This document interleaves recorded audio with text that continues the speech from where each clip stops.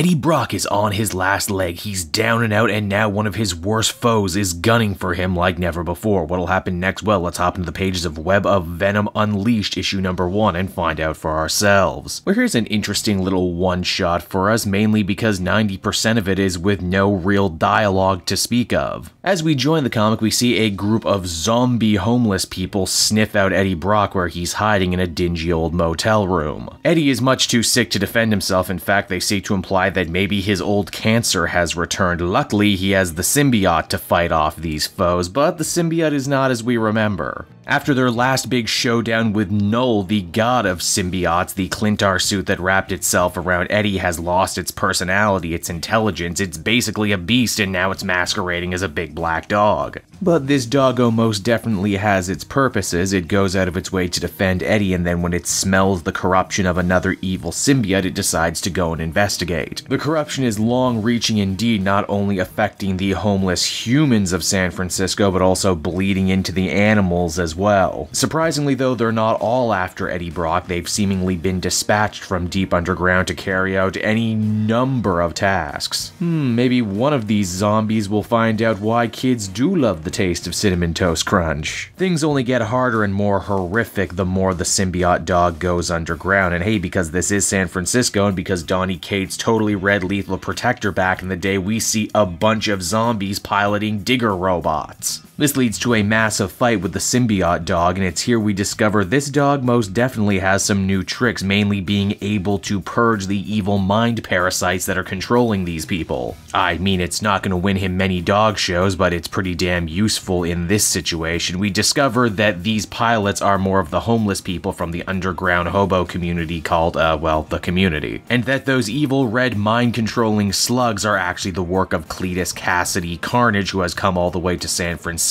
seeking Eddie Brock Venom, although you probably figured that out when they were red and evil. The hobos in their mech suits attempt to mount a rescue mission for all of their friends, and needless to say, it does not go well for them. Luckily, the dog knows when all is lost and decides to report back to Eddie. The news is not good. Carnage can now control people's minds, and he is amassing himself a huge army deep underground, and Venom is his #1 target. So, you know, if the returned cancer doesn't kill Eddie first, then the crazy redneck is most definitely going to do it for him. Now, as the comic winds down, the perspective actually shifts, and we get to see Carnage actually start converting people to his cause. Again, Carnage has picked up an almost religious fanaticism involving the Abyss, the realm that Null is from. Cletus also theorizes that if he can gather enough genetic material from every person who has ever had the Venom symbiote bonded with them, then in doing so he can unlock the power of the Symbiote Codex and open up the Great Abyss to swallow the entire world. So, you know, he's aiming very, very high as the comic ends. So that was Web of Venom Unleashed #1, everybody, and I just got it now. Unleashed is a dog pun.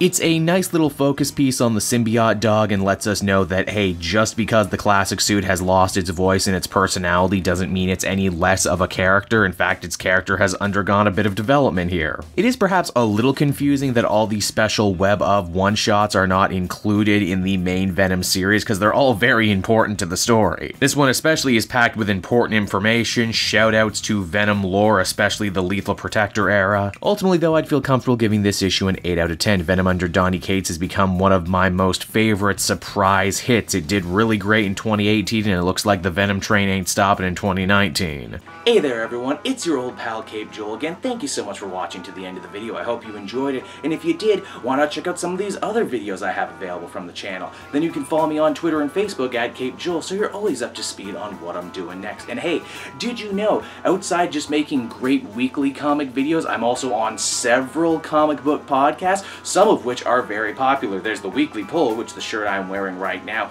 That one goes every other Tuesday. Then there's the Elseworlds Exchange over on the Comic Pop channel. That's every Wednesday around 3 to 5, give or take. And then how could I possibly forget the Comic Multiverse, the show hosted by myself and Matt of Fortress of Solitude. That one goes live on this channel every Wednesday at 8, and also SoundCloud and iTunes later on. Be sure to check out and subscribe to those if you haven't already. I assure you, you won't be mistaken.